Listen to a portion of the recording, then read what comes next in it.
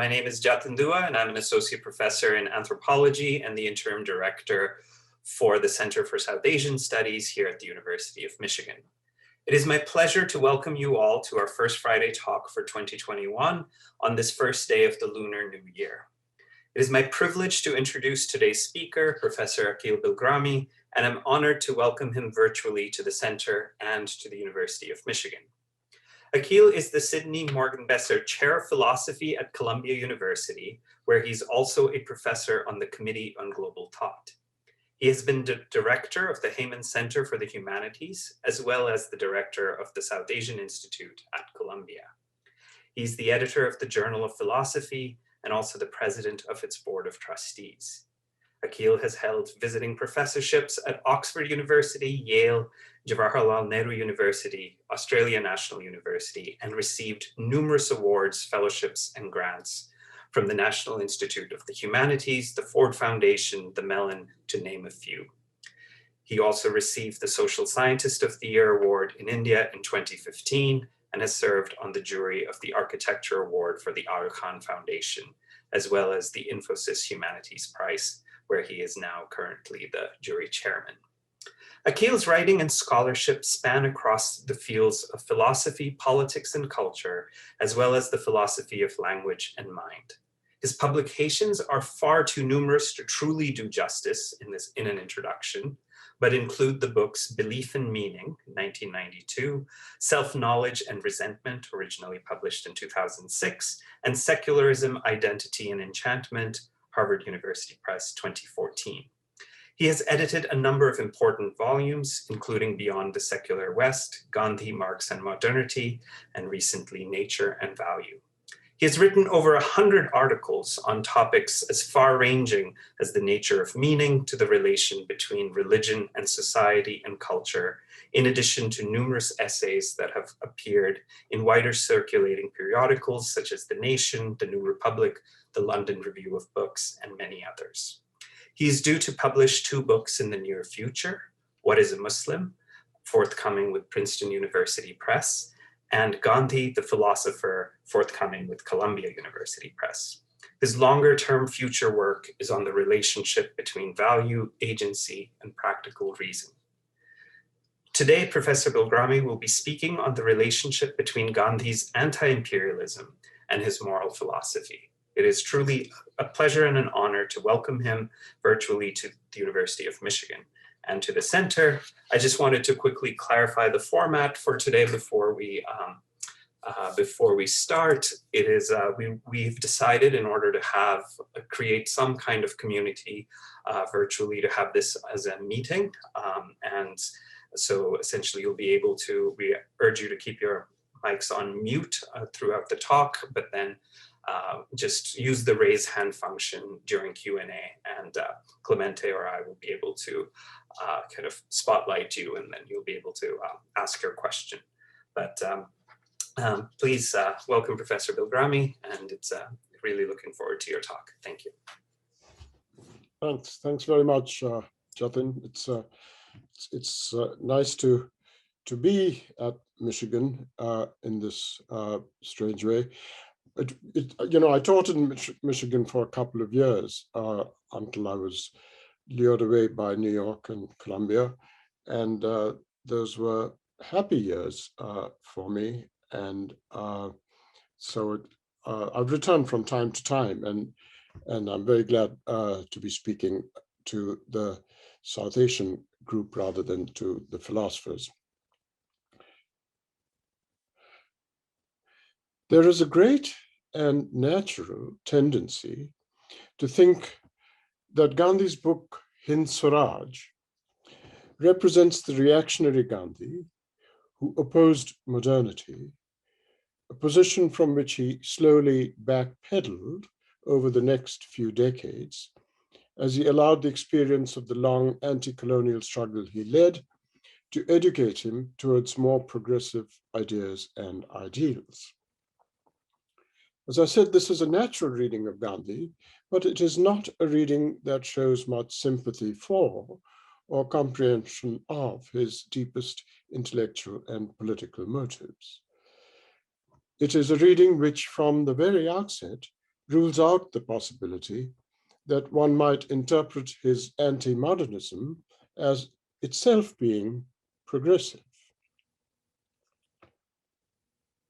It might seem that there's something startling, something almost paradoxical about using the word progressive as I just have in my last sentence. After all, the whole point of the contrast between reactionary and progressive derives from an ideal of progress in which the past is overcome in one's modernity, and to hark back to it is reaction, while to embrace one's modernity is progressive. How then can a stance of anti-modernity be said to be progressive without paradox? But this seeming paradox is amicably resolved if I replaced all occurrences of the word progressive in what I've said so far with the word radical. I don't mean radical in the very general sense of the vehement repudiation of conventional thinking. Even fascism is radical in that highly general sense. I mean rather radical in the quite usual specific sense that left-wing commentary intends to self-describe its own conception of politics, but which it often then muddles by equating that politics with what it describes as progressive politics, thereby ruling out from the outset, as I said, that one can be both anti-modernist and radical in this more specific sense that the left aspires to be. To put it in a word, I'm asking, is there a left-wing or radical Gandhi in the anti-modern Gandhi? And I'm casting doubt on the more natural but unsympathetic reading, which asserts that there's a left-wing or radical Gandhi despite the anti-modern Gandhi. One dialectic by which one might pursue this question I've just posed about the radical possibilities in Gandhi's anti-modernism, and it's one I've pursued in my writing, is to find continuities between Gandhi's opposition to features of European, or what he sometimes called Western modernity, and the opposition in the early modern period by radicals in Europe to what they presciently foresaw as the alarming direction in which their incipient modernity was headed.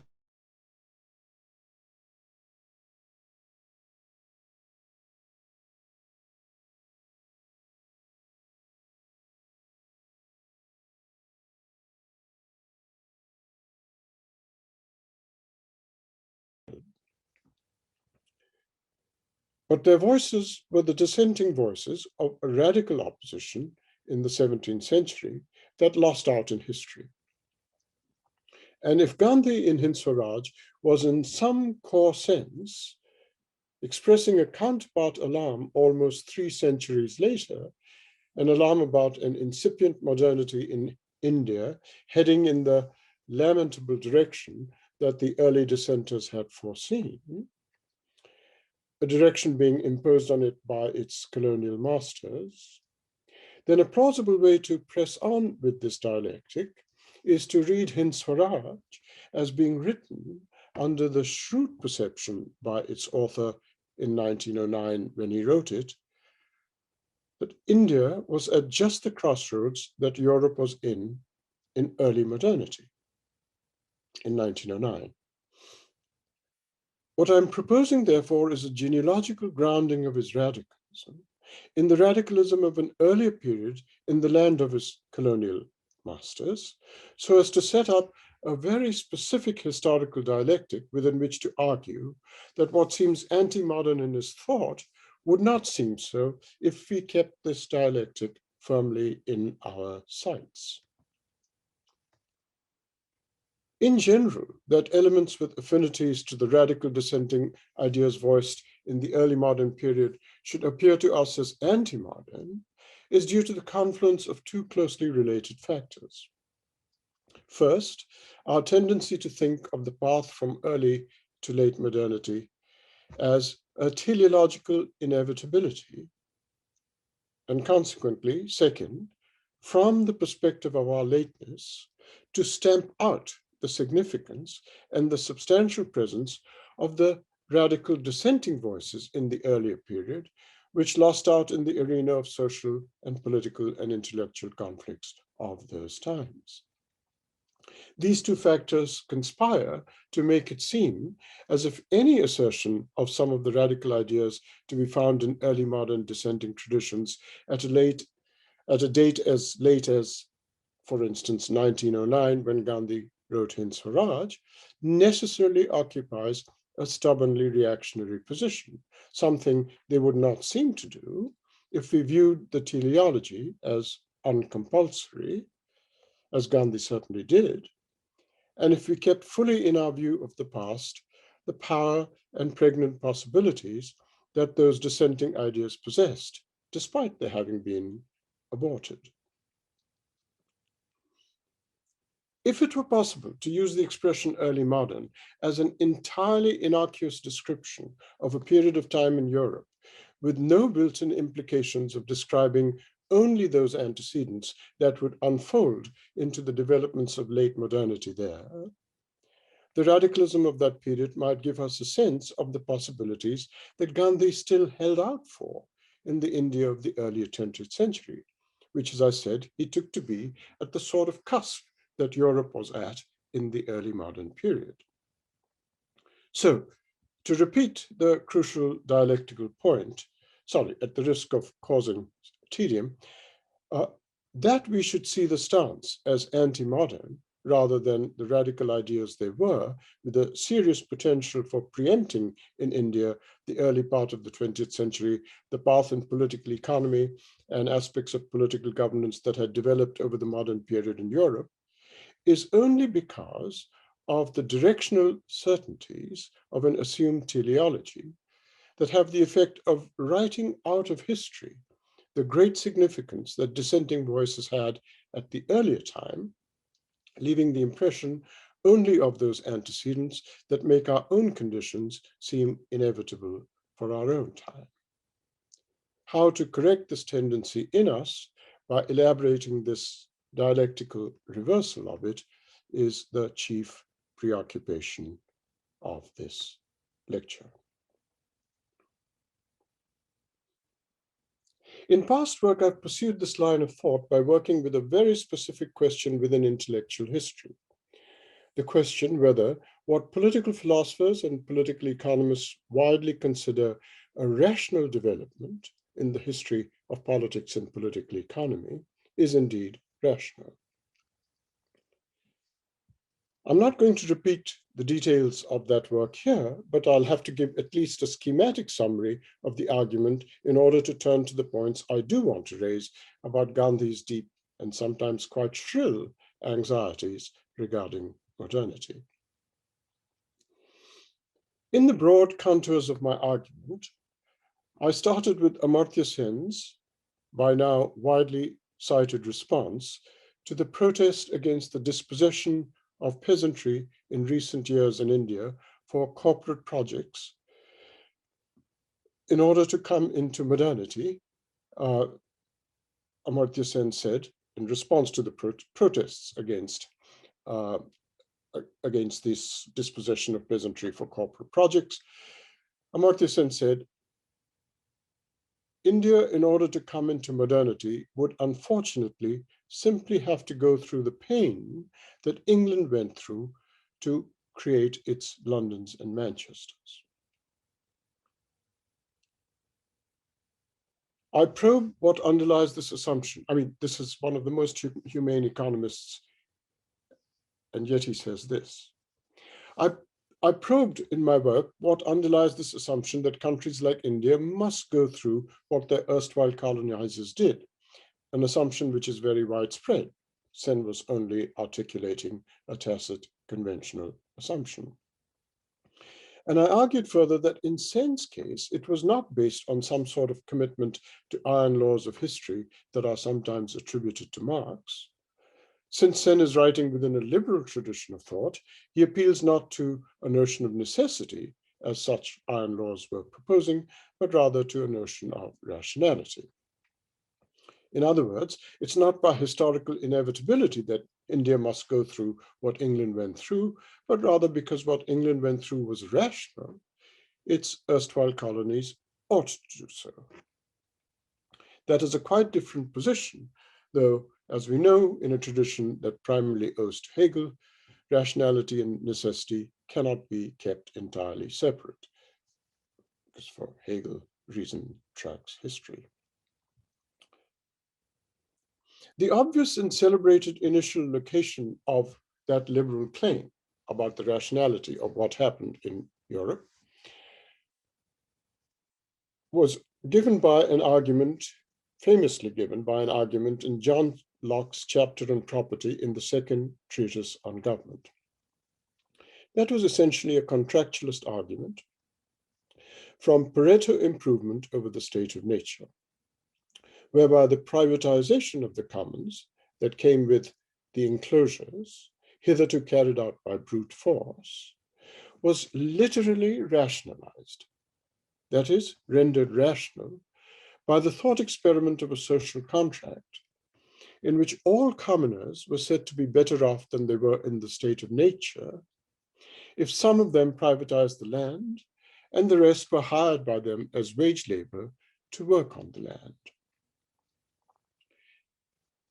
As is well known, some years before Locke's treatise, there was widespread protest against the enclosures by popular religion, a range of Puritan Christian sects resisting the high Anglican orthodoxy, which had aligned itself with commercial classes keen to transform mere agrarian living into what we would now call agribusiness.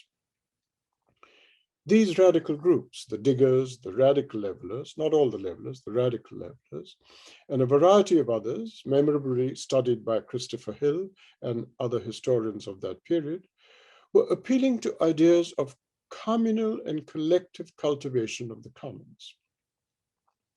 So in my extended argument, I had anachronistically ventriloquized onto their lips as a response to Locke. I say anachronistically because, as I said, these protests, dissenting protests against the enclosures, in fact, predated Locke. So I had anachronistically put into their lips a response to Locke, which was essentially a response from what economists call opportunity cost. An opportunity cost is just an avoided benefit. If you choose something, there's some benefits you don't get as a result of the choice. The radical dissenters could therefore be attributed the following thought from opportunity cost. Winstanley could be heard as saying, yes, Locke is right to say that the commoners who were hired to work for wages in the social contract were indeed better off than they were in the state of nature, but they're not better off than they would have been had the commons not been privatized in the first place, and if there had been a collective cultivation of the commons instead. I then argued that a great deal of the driving conceptual and ideological background to liberal political economy over the next few centuries, the liberal political economy idea that Amartya Sen is channeling, produced a sustained response. These liberal ideas about political economy produced a sustained response to this counterclaim from the radicals from opportunity cost. Since opportunity costs are avoided benefits that result when one makes a decision, I had the dissenters declaring that the avoided benefit of deciding to privatize in the first place was the pursuit of an alternative ideal of the collective cultivation of the commons. It is the cogency of this alternative ideal of the collective cultivation of the commons that becomes the target of attack by a fundamental outlook of modern political economy, which in the mid-20th century was summed up in a celebrated paper called The Tragedy of the Commons. It is an outlook primarily expressing a certain view of the nature of human rationality. It is this ideal of rationality and the mentality or outlook that it expressed that Gandhi was constantly opposing from different angles, taking on all its ill effects on modernity. The particular paper I mentioned by Garrett Hardin elaborates the outlook in game theoretic terms in the form of a multi-person prisoner's dilemma. This is merely a formalization of a widespread outlook, which Sen's remark is basically taking for granted. I won't repeat the elaboration here, but instead will fasten on only one aspect of its main thrust, which is to argue that no individual commoner could rationally commit to the cooperation that is entailed by a collective cultivation of the commons. Rationality requires each commoner to think that though it is certainly true that if all commoners cooperated, everybody would gain, there is the constant anxiety, what if I cooperated and others did not? If one is thinking rationally, this anxiety has no answer to soothe it.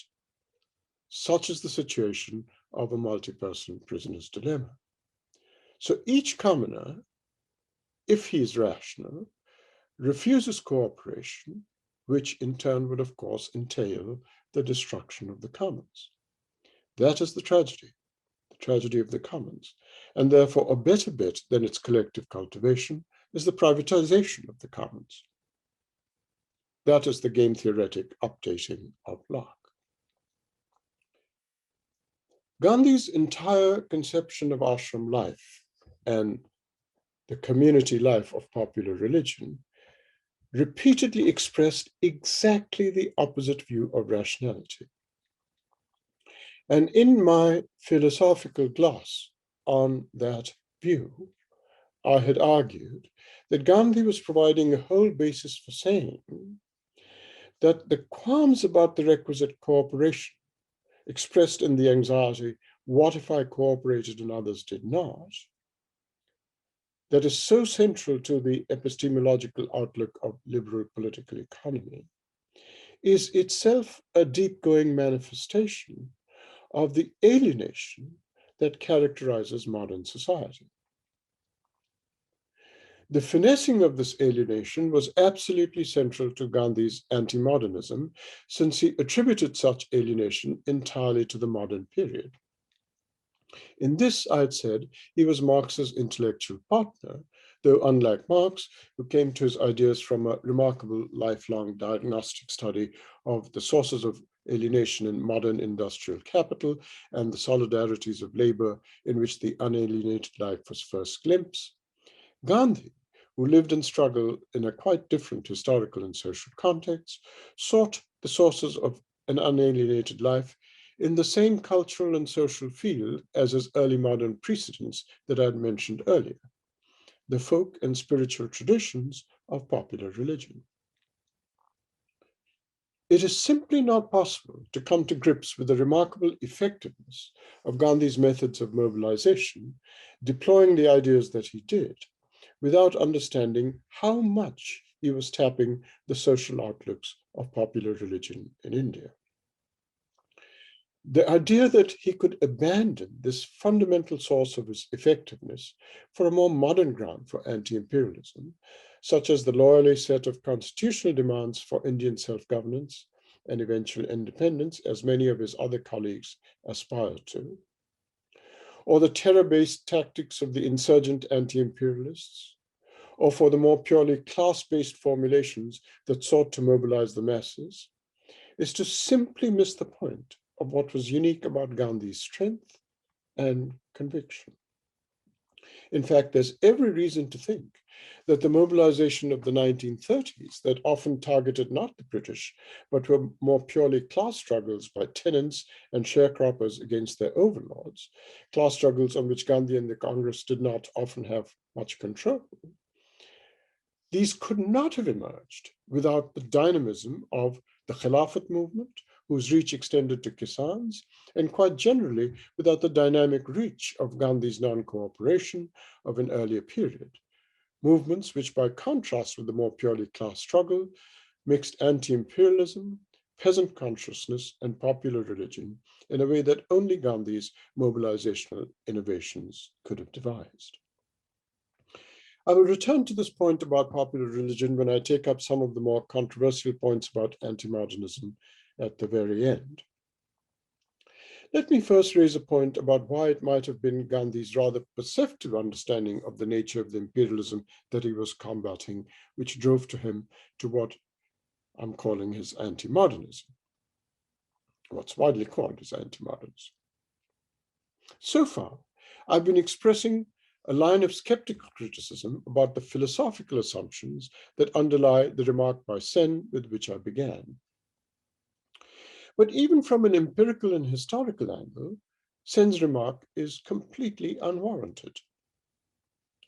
The historical analogy that Sen makes is historically quite inexact, since in England, those dispossessed by primitive accumulation to create its Londons and Manchesters migrated in very large numbers to other parts of the temperate belt, whereas there is no place for the dispossessed of rural Bengal or Chhattisgarh or wherever else to go, except to the slums of the already glutted cities within their own national borders. In other words, the primitive accumulation in Europe, primitive accumulation is Marx's word for the dispossession of peasantry from their land for corporate projects. In other words, the primitive accumulation in Europe led to the diffusion of capitalism in other parts of the world through these migrations to these other parts of the world. Whereas in India, given the restrictions on the mobility of labor, given basically immigration laws, all it has led to is the further pushing of people into destitution into their own glutted cities. I want to take this historical point, this complete disanalogy, which Amartya Sen totally fails to see between the creation of Londons and Manchesters and what he's talking about in India, the corporate projects and the primitive accumulation. I want to take this historical disanalogy that I'm pointing to as a location from which to explore something that has significance for why Gandhi thought that the developments of the modern period in Europe were entirely besides the point for a country such as India. In Marx's part 8 of Capital Volume 1, and in the completely familiar and standard accounts that derive from it, primitive accumulation is seen as the coercive, frequently brutal extermination of communities of a pre-capitalist form as a result of the deracination of petty producers, mostly peasants, some artisans, but mostly peasants, deracination of petty producers such as peasants from the sources or means of their particular form of producing land, and who then morph, according to Marx's account, into a proletariat, either in the form of metropolitan industrial laborers or a reserve army of the unemployed. These classic accounts derived from Marx, though they observe the coercive and brutal nature of this destruction of pre-capitalist communities by dispossession, are nevertheless also presented by Marx and others as the transformation of the dispossessed peasantry into a new class formation in which the old hierarchical, oppressive features of social life are undermined, caste, religious divisions, etc. Even if they're replaced by the newly minted oppressive features tied to the specifically exploitative and alienation-inducing conditions that metropolitan capital imposes on industrial labor. In the extensive commentary on Gandhi, people tend to focus on his frequently articulated normative stance that the worst aspects of pre-capitalist communities, these socially conservative primordial ties of religious division, caste hierarchy, etc., Gandhi's normative point that though these primordial ties and divisions and hierarchies are a very bad thing, they nevertheless, according to Gandhi, ought to be addressed and undermined without the destruction of these traditional pre-capitalist communities and morphing them into new class formations. The ought there signifies the normativity of the stance. So Gandhi often said things like that yes, indeed, caste and religious conflict, etc., these coming from these primordial ties of peasant life, village life, are a very bad thing, but you should not change them by morphing peasantry into new class formations of industrial labor, but you should change them from without their transformation into a new class formation. That's a normative point. You ought to do. This is one central aspect of what we regard as anti-modernism. Now, however we assess this normative stance he took, that we should change these bad features, primordial ties, without forming a new class formation and getting rid of the old pre-capitalist community. However we assess that normative stance, what I want to focus on instead is not the normative stance he took, but something more purely descriptive that might underlie it and which puts into doubt the universal applicability of a vision that is found in the canonical accounts of primitive accumulation as it is found in Marx. The question that we might ask is whether what motivated Gandhi's normative stance, whatever we think of the stance, is an instinct that the conditions of large agrarian societies of the colonized regions of the South are not exactly the ground on which or to which the classical accounts of primitive accumulation in Marx apply. To explore this, let me ask a counterfactual question about European populations. Imagine the following scenario that is counter to fact. There is no settler colonialism, let's say, that moves vast numbers of the European peasant population to various parts of the world, such as across the entire Atlantic, or down to the Antipodes, Australia, New Zealand, etc., or to the southernmost corners of Africa. Let's suppose that doesn't happen. There's no settler colonialism migration, causing this migration. And let's suppose there's no centuries of internecine warfare in modern Europe that mobilize millions of peasants to their death for centuries. There are no epidemics of famines in the very century that Marx himself lived and wrote, which caused countless deaths amongst the European peasantry. Suppose that none of this had happened. No migration in vast numbers to different parts of the globe, diffusing capital. No deaths due to wars and epidemics. In this counterfactual scenario, millions of peasants who in fact migrated or died, let us say they live and remain sedentary. What reason is there to think that they would be absorbed into a new community of industrial labor? What reason is there to think that they would be accommodated inside the domain of capitalist production? There's every reason to think that they would remain outside of capital's domain as a vast, residual, pre-capitalist community. What grounds are there for thinking that the standard accounts of primitive accumulation would so much as apply to whatever characterization one would give of them? And so the crucial question arises, would they have overcome the oppressive, hierarchical, and divisive features owing to primordial ties? The tribal divisions, the deeply riven religious schisms that were typical of European society of those times? And just consider the fact that whole wars were fought for years on end, over obscure religious issues such as transubstantiation.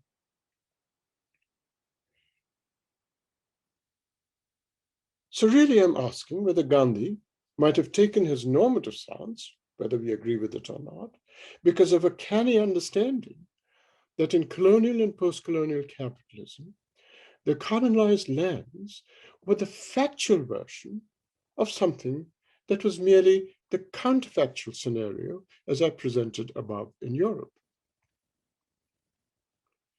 To put it differently, primitive accumulation as it is presented in the Marxist accounts depends, I'm claiming, not on the truth of an a priori, nor really even of a theoretical analysis, but on the observation of entirely contingent empirical features in European history, the fact of massive departure of peasant populations to other parts of the world.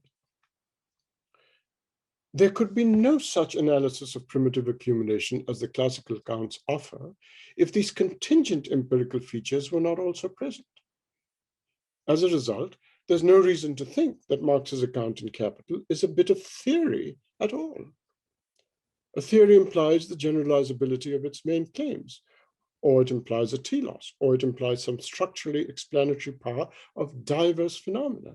But if I'm right, the account has no such properties. It is a local observation about European history over a given span of time. If you wanted a specific example of the provincialization of Europe, Marx's account of primitive accumulation seems to be stepping up to the plate. So even if primitive accumulation, i.e., the taking over of land for mining, for factories, for the creation of townships and eventually cities, for the building of highways and dams and bridges, as well as the creation of a new sort of consumer for the new sort of products that these changes furnish. Even if all this primitive accumulation, is the ground on which the brave new growth economies, as they're called, emerged, what I'm suggesting is that Gandhi understood well that in the colonized lands, given quite different empirical features, none of this can absorb the displaced millions as industrial labor. He understood that his people, the vast agrarian populations of India, are just simply superfluous to this growth economy.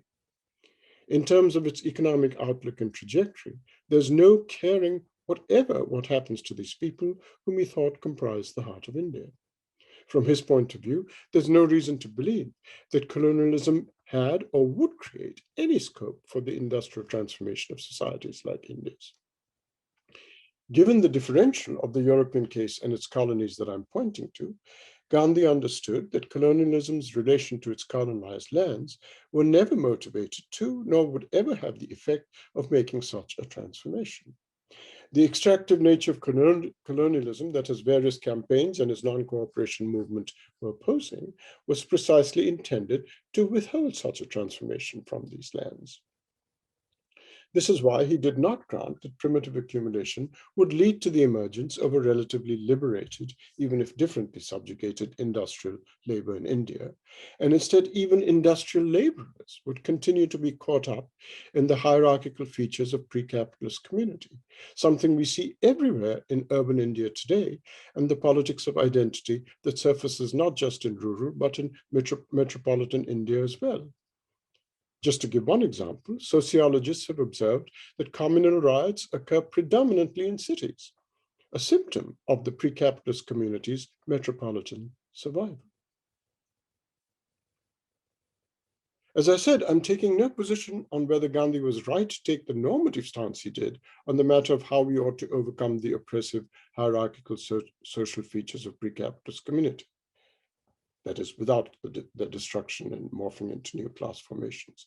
I'm only suggesting that this normative stance was expressive of an instinct that colonialism depended on something that was actual or factual in the colonies, even though it might have been merely counterfactual in Europe, as I presented the counterfactual a moment ago. Therefore, Gandhi's anti-modernism, reflected in his resistance to the destruction of pre-capitalist communities, was not just a sentimental moralist position. Though, of course, it was a normative stance, it was a normative stance that was driven by, contextualized by, an instinctive empirical understanding that colonial capitalism had not and would not create the conditions for the industrial morphing of predominantly agrarian countries like India, and thus an understanding that the effects of imperialism, by their nature, relied on the colonized world not possessing the transformative conditions that existed very locally in European capitalism and its diffusionary spread.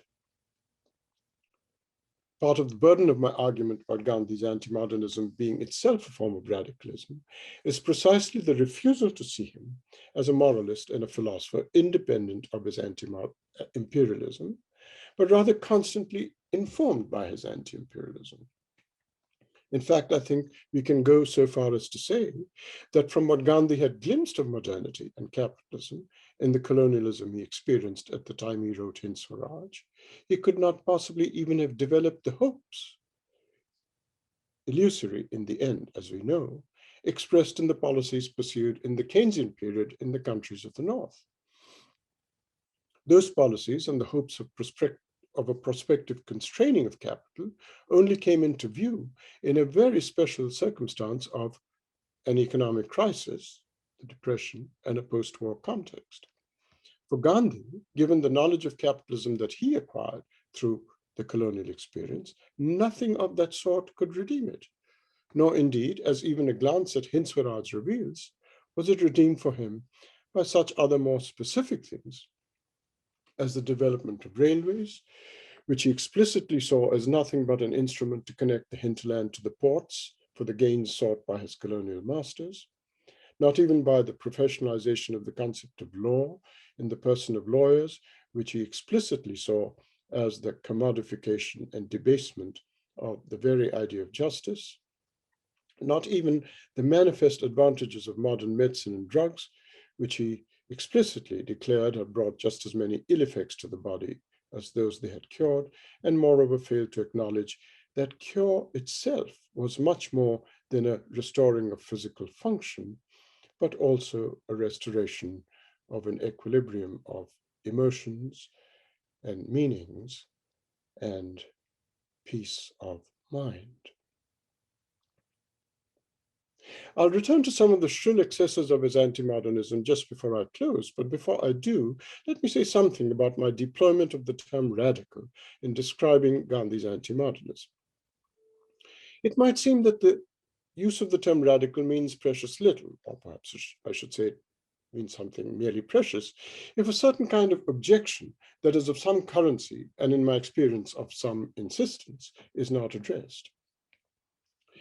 The objection is that the dialectical relation I've drawn between the radicalism I've claimed for Gandhi's reactiveness to the outlooks of modernity and the prescient radical dissenting voices in early modern Europe, precisely because it harks back to a lost and distant past, is an exercise in nostalgia. From the point of view of this skepticism, this charge of nostalgia, the radicalism of the early modern period, which may have had its possibilities for politics in a past time, could only have a wistful revivalist status at the time that Gandhi was writing, and ever since, because the plain fact is that those possibilities of the early modern period were never realized in subsequent modernity, and political economy by now has advanced in directions in which the very thought of those ideals being realized is a nostalgic illusion. Before I begin to address this line of objection, I can't resist saying that in the face of such frequent sneering about nostalgia, I almost always feel an intense irritation because it is most often to be found on the lips and pens of complacent people.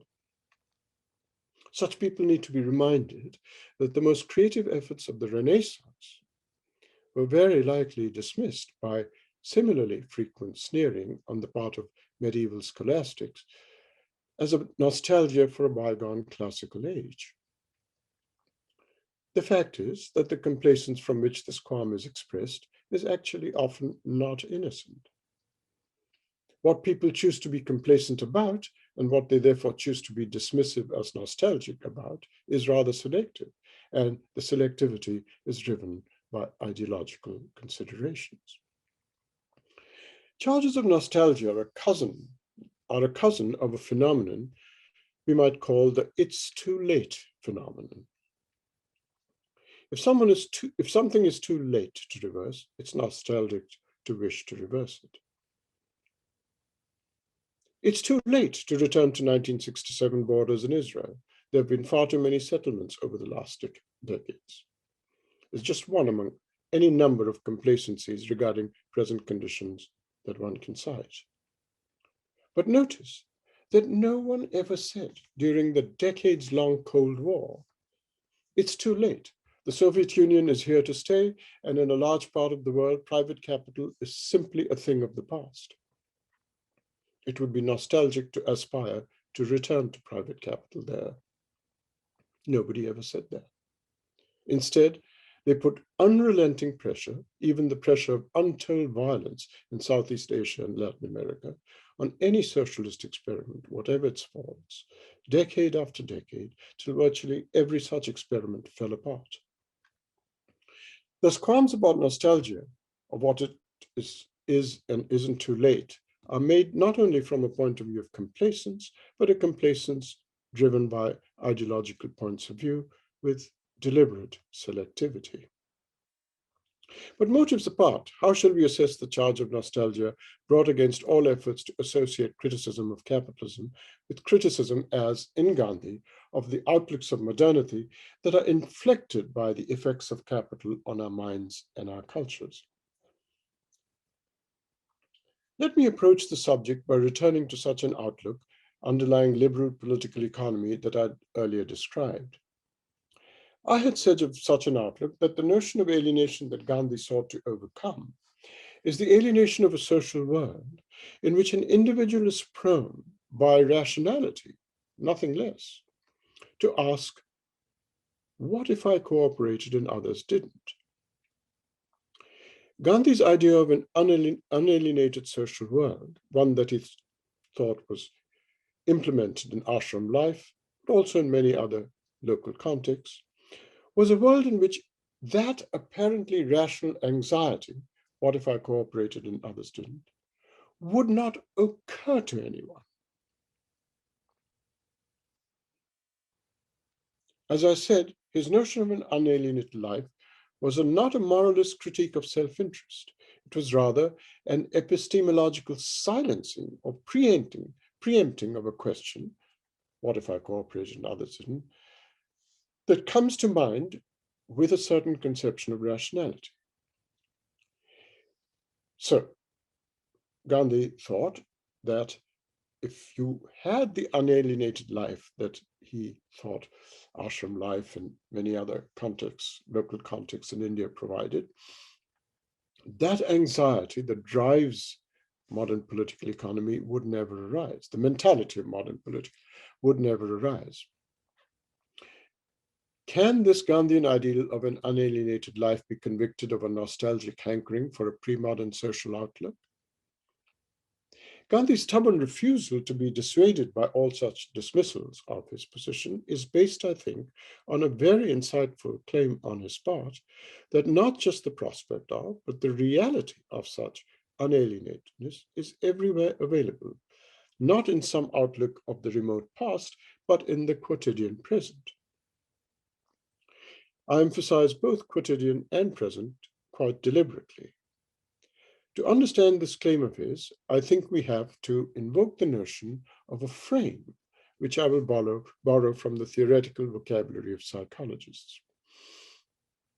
Psychologists often talk of something they call the frame problem. Human subjects often find themselves thinking in two different frames because these frames are sealed off from each other. So they're two different frames and they're sealed off from each other. And because they're sealed off from each other, we may have thoughts that were they in the same frame would be felt as being contradictory.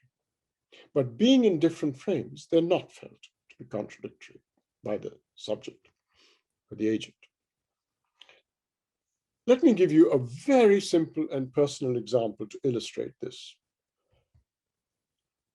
My mother-in-law was a conservative Republican. On one of her visits, I had to pick her up from the airport in New York and drive her home. On the route from the airport to my home on the Upper West Side near Columbia University, one has to drive through the slums of Harlem. My mother-in-law, driving past the homeless poverty of the denizens of Harlem, was genuinely upset by what she saw. More than once, she repeated with heartfelt compassion, "This is simply terrible. Something has to be done about these conditions of people living like this." This pleased me. We arrived home. I fixed us drinks. And over the drinks, I said, your response to what you saw in Harlem was wonderful. So do you think there should be public expenditure to improve the conditions you just saw? She looked at me with horror. Are you mad? Absolutely not. As I said, this is the simplest of examples of what psychologists call the frame problem. In one frame, she expressed real humanity. It was the quotidian frame of a subject responding directly to what she perceived in the world around her. In the other frame, no doubt a frame shaped by courses she took in economics in her American schools and universities, her response was quite inconsistent with the other response, except that it was not inconsistent within her psychology, because these two frames are sealed off from one another, and from the subjective point of view, there's consistency and inconsistency only within a frame, not across frames. What made Gandhi impervious to charges of nostalgia about an unalienated existence is that he was convinced that there are many quotidian contexts in the present, not just in a bygone age, in which we are completely unalienated. Let us take his understanding of unalienatedness as I expounded it. One sign of unalienatedness, I said, consists in the question, one sign of being alienated, I said, consists in the question, what if I paid the cost of cooperation and others did not? And Gandhi's idea of unalienatedness was that that question never occurs to one. There are many contexts, he said, in everyday ashram life, that such a question would never occur to one. Or, he would say, it would never occur to a father to ask this question with his daughter, most fathers. Yet in the very same people, there are frames, again frequently shaped by the sort of education provided by the zeitgeist of modernity that Gandhi was repudiating, where the question does surface and drives one's thinking and behavior, and one has no awareness that one is being inconsistent because each response is in a distinct and insulated frame. The vital point for Gandhi was that the former frame in which one's responses are unalienated is frequently possessed by subjects of society here and now, not just subjects of societies in a distant past to which he was nostalgically appealing. And it was his conception of a humane politics that we first need to remove the boundaries between these frames, creating a unified frame so that people first come to realize their inconsistencies, and then to publicly educate people into the importance of scaling up the sorts of response that were expressed in the quotidian frame, to then criticize and revise the sorts of response that occurred in the other frame, more relevant to the domain where social principles and policies are articulated. For Marx, this sort of humane politics was to be found in the solidarities that the proletariat forged in revolutionary struggles. For Gandhi, it was to be the extension of the outlooks forged in ashram life and the pluralist practices of popular religions, all of which he brought to bear in a variety of movements he led and mobilized during the long freedom movement. That differential politics was inevitable given the different historical contexts about which Gandhi and Marx wrote, as well as the different political positions they took. Gandhi was not a revolutionary socialist. But my point is that the radicalism in Gandhi was quite of a piece with Marx's regarding the moral psychology that lay behind the politics, the ideas and ideals for both of them of overcoming the alienation induced by modernity. It is this anti-modernism in which he shares with Gandhi, with Marx, a distinctive radicalism. Okay, Jatin, if I have about 5 minutes, can I just say something about some of the more one shrill part of his anti-modernism, which titillates people and which I think is worth getting clear about? Absolutely.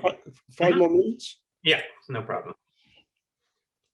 I turn finally to the features of his anti-modernism that titillates everybody.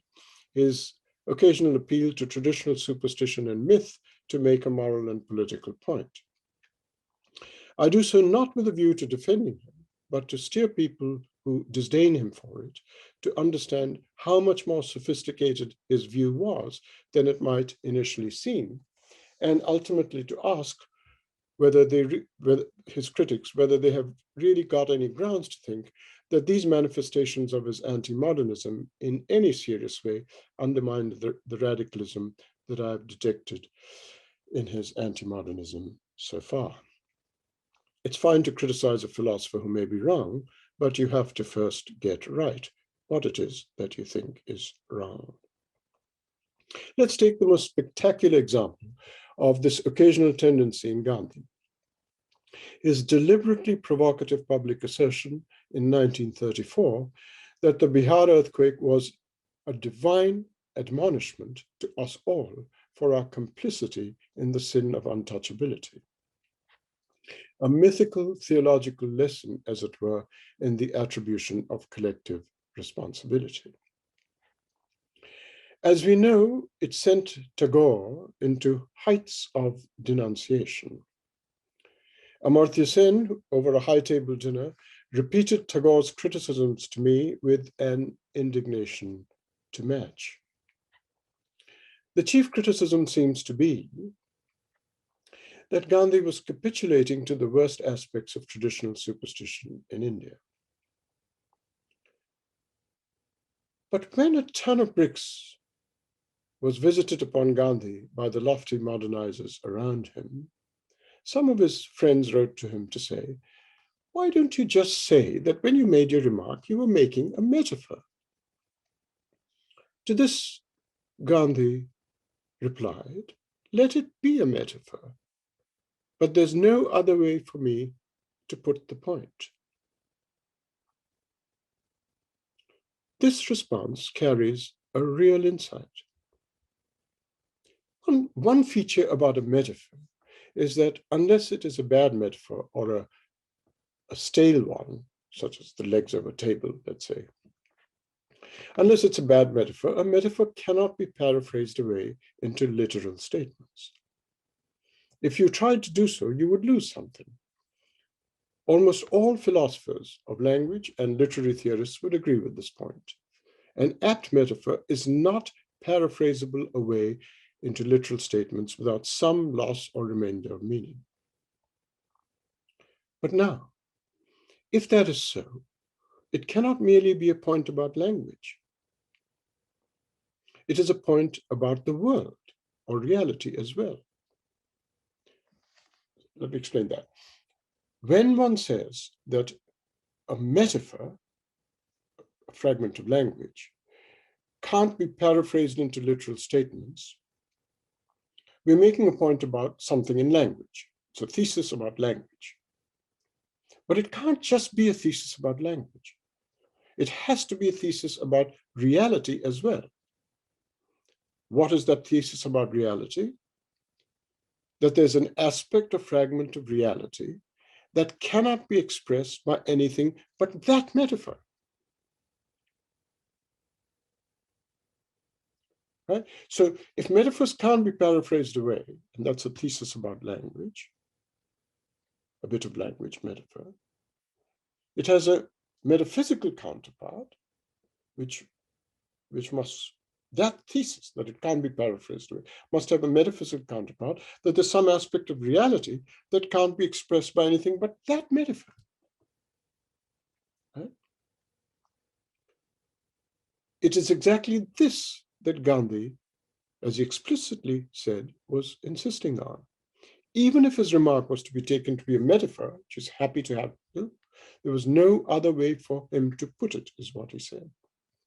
Now, of course, there's no doubt that for all of us, all of these, all of you listening in, and for me, in our up-to-the-minute modernity, sitting at a seminar like this, or sitting at a high table at Cambridge, Gandhi's assertion about the earthquake was saying something which, if taken literally, is utterly false.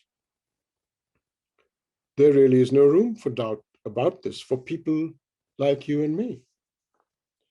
But the fact is that almost all metaphors taken literally are false, as many people have pointed out. Juliet is the sun, said Romeo. Juliet is not the sun. Nor did King Richard I have a lion's heart. In fact, as philosophers said, the only true metaphor I've come across is no man is an island. So almost all metaphors are false. So far, we are all square then.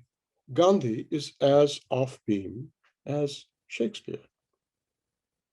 But Shakespeare does not provoke Amartya Sen to heights of denunciation. So the point must be that some metaphors, even if they get the point across as nothing else can, that's Gandhi's point, they're still, Sen's point and Tagore's point must be, they're still inappropriate for social and political reasons. But when Gandhi made his remark, this controversial remark, it was a calculated judgment call about the greater importance of fighting untouchability over the wrong of invoking something that many might consider a superstition. As he explained again and again, very explicitly to his critics, he was not speaking to scientists and scientifically educated urban elites. He was speaking to the ordinary illiterate masses among his people to convey something to them on a social matter of the utmost importance. If he was speaking to scientists, he said he might well have said something different on the matter. So a question arises, is Gandhi just lining up with the familiar relativism about how truth differs for different cultures, in particular a traditional folk and spiritual culture of popular religion that Gandhi was constantly tapping, and a modern scientific culture? That is to say, is he just appealing to the standard relativism about truth, whereby what is true in the culture of popular religion is false in the culture shaped by scientific knowledge? I don't believe that this is what underlies Gandhi's response to Tagore at all. You might think I'm just projecting this onto Gandhi because of my own admittedly anti-relativist views, but I'm not. What Gandhi is suggesting here is not that familiar and implausible relativism, that truth itself is relative to a culture, traditional popular versus scientific, but rather a much more profound question, the question, why is it that something that is viewed as a literal truth in some cultures can only be viewed as a metaphor in another?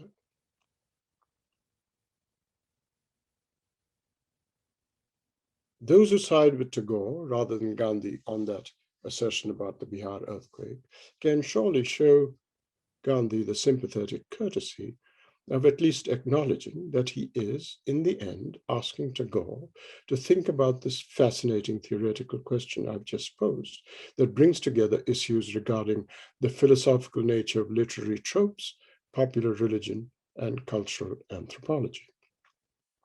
One can make that acknowledgement even as one rightly refuses to follow the more familiar relativist in allowing assertions of just this sort within the culture of popular religion, the prestige of truth. And in turn, that combination, that acknowledgement, coupled with that refusal, allows us a reading of Gandhi's assertion that is deep and complex rather than reactionary. Thanks very much.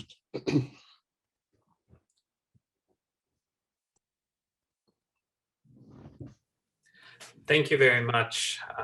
That was a fantastic talk and so wide-ranging. So at this moment, we would welcome questions from the audience. So please feel free to use the raise hand function in Zoom, and then we can collect a few questions. We have about 20 minutes for Q&A. So just, so use the raise hand, and then I will unmute you and you'll be able to ask your question directly to Professor Bilgrami.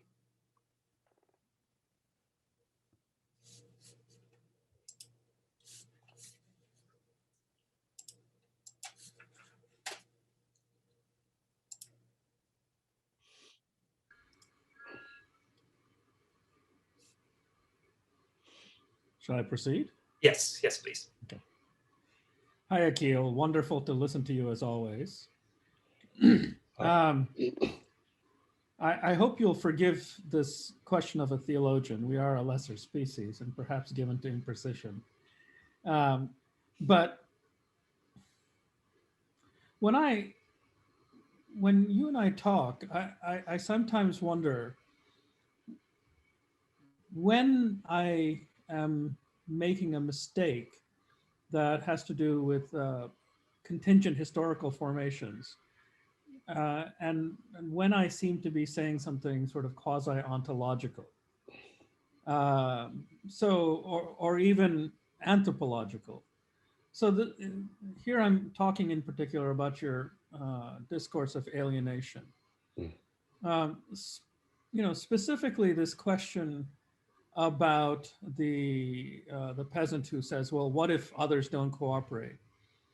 One can ask that question as a kind of particular historical query, right? Under what conditions do people begin to ask that kind of question and then fall into that doubt?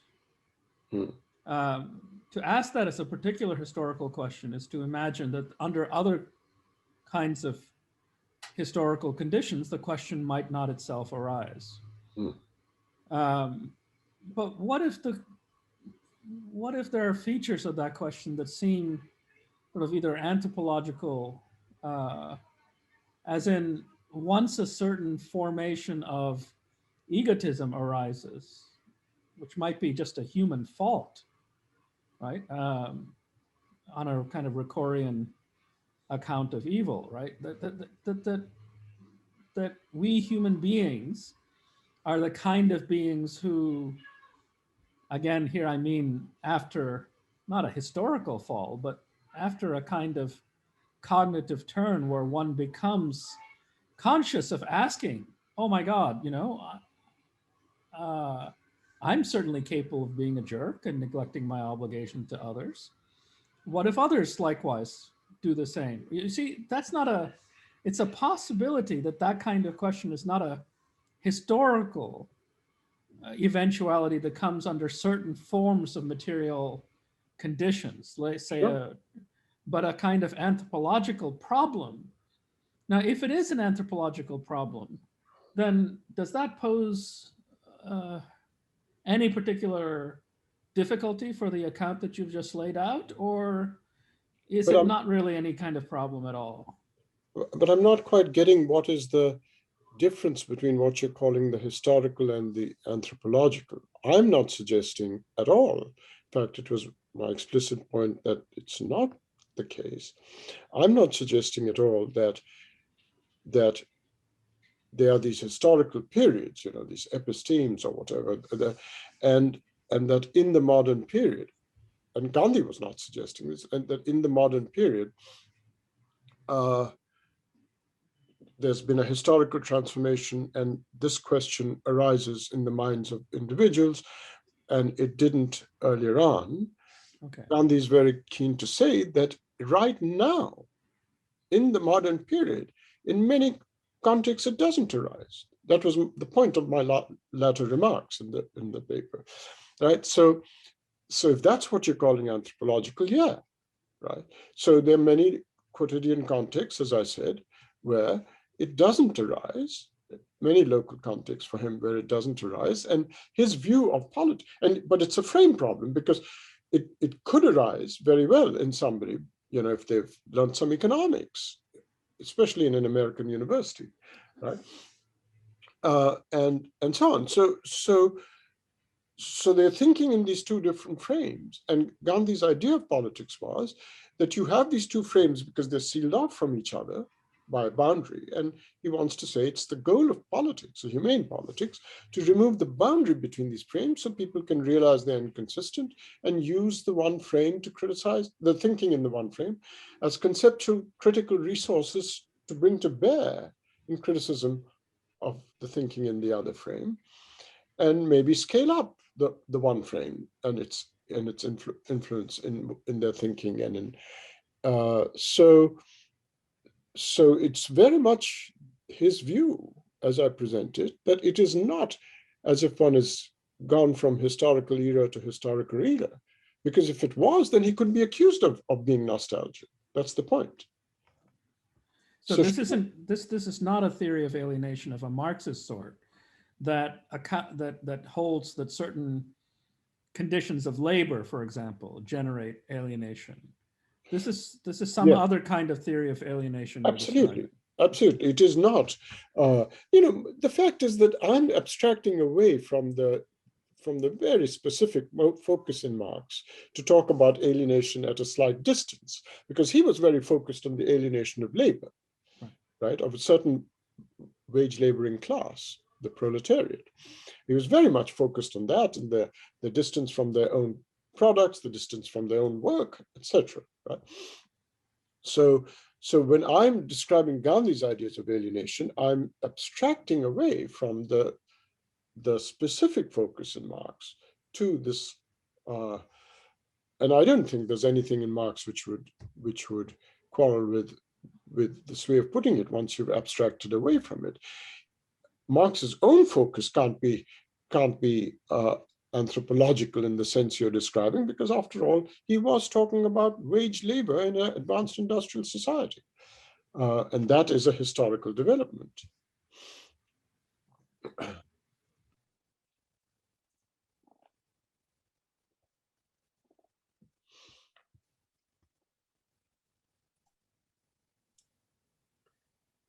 Great, thank you.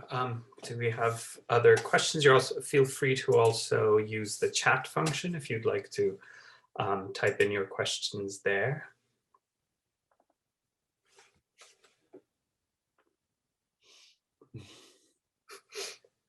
I guess I'll take this as a sort of moderator's privilege and ask a slightly different query, or in the sense following up from this question of an unalienated life, and in particular, to what extent is the ashram and central to the ways that the story of alienation or unalienated life emerges for Gandhi, and where is it located within a kind of wider set of institutions? Yeah, very good. Yeah, absolutely. Well, ashram life was, of course, for him a microcosm of what he.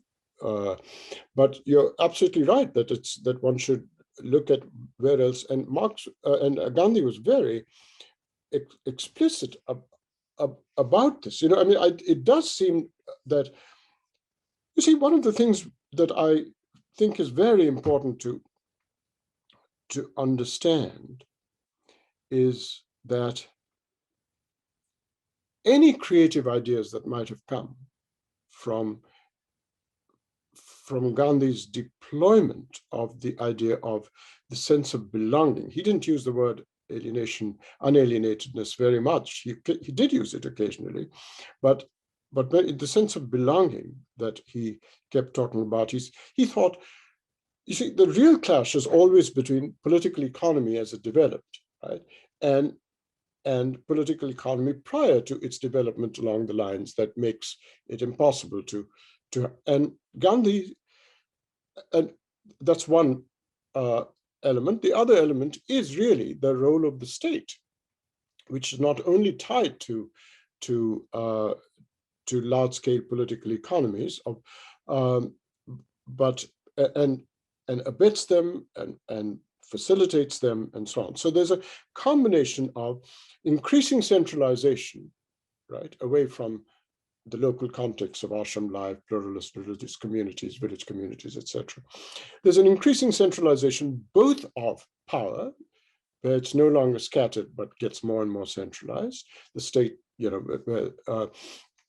and of the political economy. Now, if you look at the history of India, this trajectory, which took one away from these local contexts, which was driving his models of unalienatedness, there is no doubt that Gandhi was the only figure who was, in any serious and systematic way, offering the rudimentary conceptual wherewithal for creative development of both how to understand two things.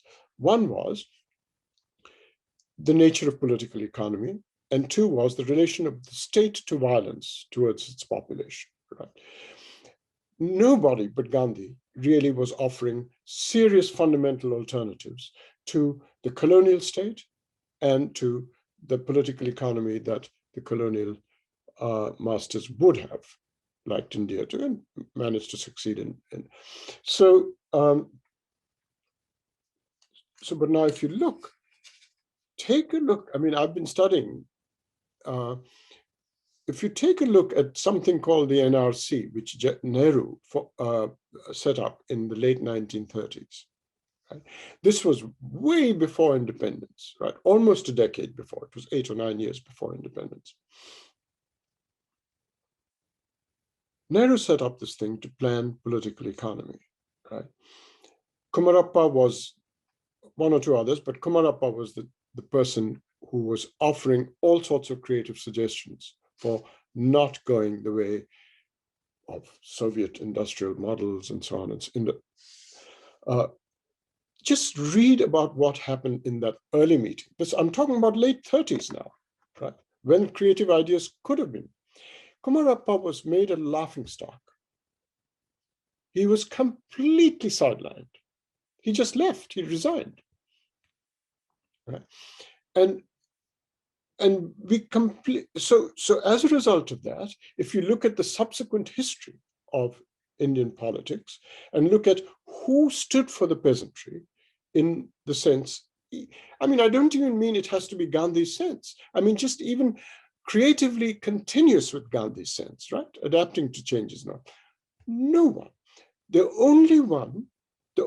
only two groups which really stood for the peasantry. One was the insurgent left, Naxalbari, Telangana, etc.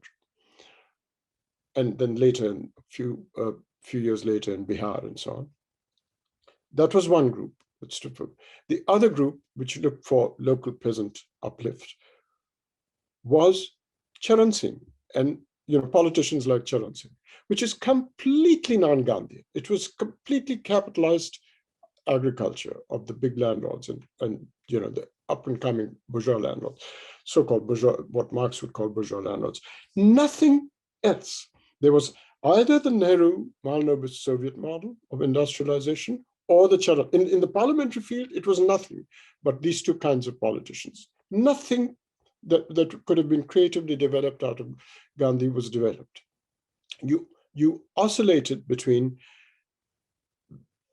capitalist agriculture, Charan Singh's variety, and Nehru's industrialized Soviet model.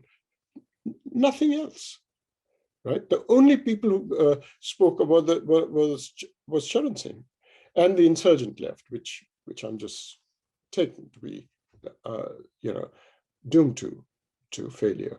So you can't, the question you're asking was never given, the Gandhian ideas where this kind of alienatedness could never have been, was never given a creative run at all. And it's not just the political economy, right? Just think of the fact that a centralized state was just simply inherited from colonialism and set up, and the violence it showed, right? And violence is a great alienating agent in this respect. The violence it showed to the peasantry. I mean, just think of what happened to the insurgent left in the 60s. I was a kid in Elphinstone College in Bombay as a kid. We used to read all the time about the state's authoritarianism towards efforts at local peasant efforts of upliftment, and the state's authoritarianism, which Gandhi wrote about, was remarkable. The centralized state authoritarianism with its tentacles in every region.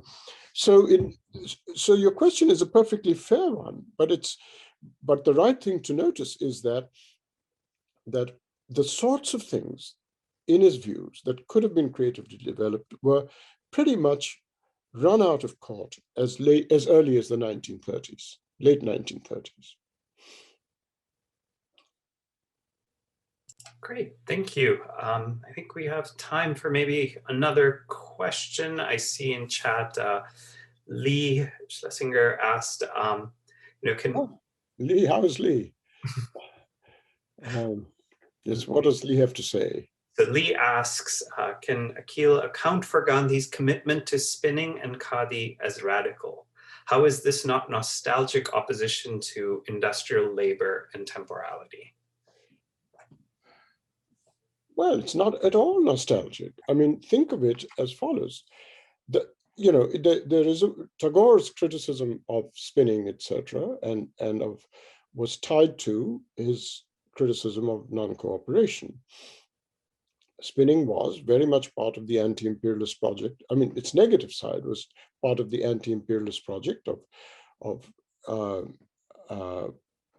providing employment through cottage industries, etc. Remember, the dispute was between him and Tagore on this, and him and many, many others. Tagore was just the most eloquent defender of the opposing view, was that the import of Lancashire cotton would be better for the Indian population because it would make people would put more money in their pockets because the goods would be cheaper. Right? The goods, the cotton products would be cheaper if one imported. And there's no doubt that they would have. So if they were cheaper, then the people would have more money in their pockets, was the standard argument. And Tagore points this out.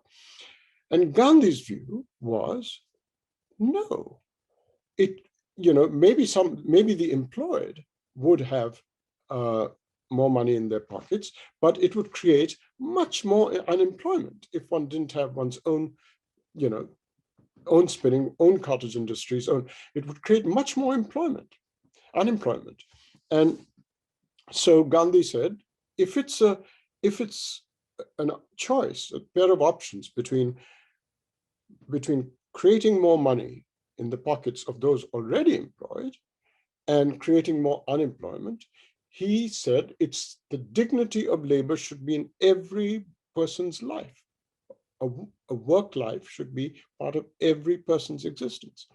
And so he said, I would choose the one over the other. Moreover, he actually said, I mean, this is how, it's not even any different from Marx. It's a very radical view. It's just the same as Marx. He said, if you take away employment opportunities for labor, then in the second round, they will have less bargaining power.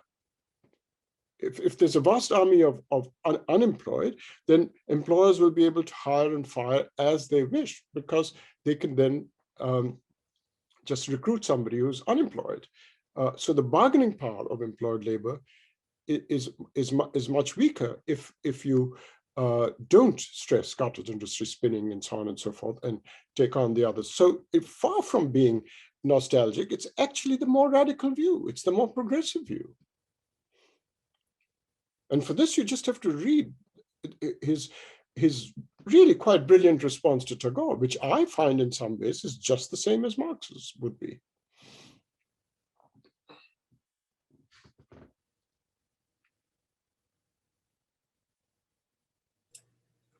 And I think we have our final question from Minnie.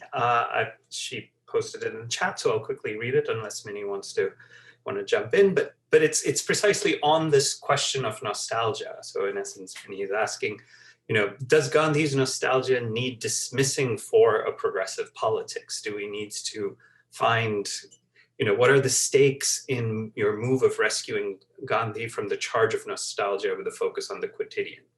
The latter is, of course, essential to Gandhi, but I wonder if there is something that is also interesting about nostalgia. Since you talked of the diggers and the levelers, one might also think of figures like William Morris, for whom the connecting of the past, present, and future was a radical project. Mm-hmm. Gandhi's anti-modernity was also a critique of history and of a notion of temporality that imagined a future untethered from the past or the present. So Good. Yeah, excellent question and excellent answers to your own question, whoever asked it. Yeah, that's what I began with. I really do think that looking at the nature of history is very crucial to this, and I think that you see the right way to think about Gandhi's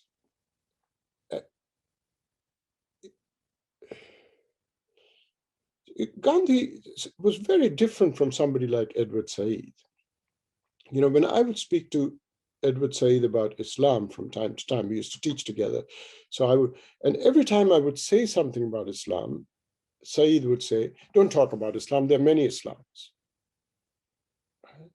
Sort of a conversation stopper. And I would say, but Edward, you know, for once, why don't you also say there are many Wests? If there are many Islams, then there are many Wests. And the fact is, that's Gandhi kept saying that. Right? Gandhi kept saying there are many Wests, and I have allies. I have intellectual allies in the West. I mean, you know, Thoreau and Tolstoy and Ruskin, but Morris too. He mentions Morris in various places. Morris is very much part of what he had in mind. So that's a very shrewd and interesting point to invoke. And I think so. He really did think that alliances, intellectual alliances, should be formed with dissenting voices in the West, and that was very much part of how he thought. And the remarks the question just made about history feed into exactly that point extremely well and perceptively. Great, wonderful. Well, thank you. We are at time, and I wanted to thank you again for your talk and for all of and those of you who were here and attended our Zoom. These things, of course, are virtual. We've at some level gotten so used to it, but there still is that strange awkwardness of how we end these. But I wanted to thank you again for this provocative thought. Thank you, Professor Bilgrami. Thanks, I enjoyed that. Yeah. Bye. Okay.